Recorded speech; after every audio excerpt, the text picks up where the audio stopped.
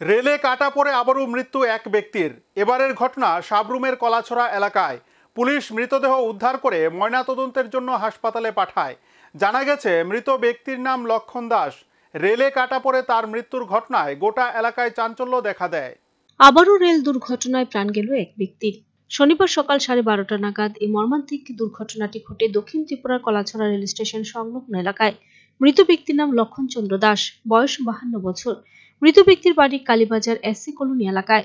প্রত্যক্ষদর্শীদের বর্ণনা অনুযায়ী আগরতলা থেকে সকাল 10:50 সাবরুমের উদ্দেশ্যে ছেড়ে যাওয়া যাত্রীবাহী ট্রেনটি কলাছড়া থাইলিক তুইসা স্টেশন সংলগ্ন এলাকায় পৌঁছতে লক্ষণ দাস ট্রেনের নিচে কাটা পড়ে ঘটনাস্থলে মারা যায়।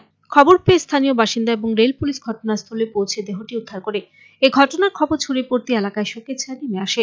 পুলিশ ঘটনার তদন্ত শুরু করেছে, তবে ঘটনাটি আত্মহত্যা নাকি দুর্ঘটনা তা খতিয়ে দেখা হচ্ছে।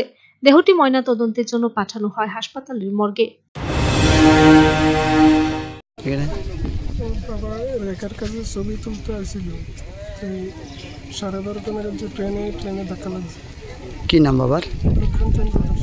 বয়স? 50-এর কাছাকাছি। নাম কি জানেন? লক্ষণ চন্দ্র দাস। বয়স কত কইছো? 50-এর কাছাকাছি।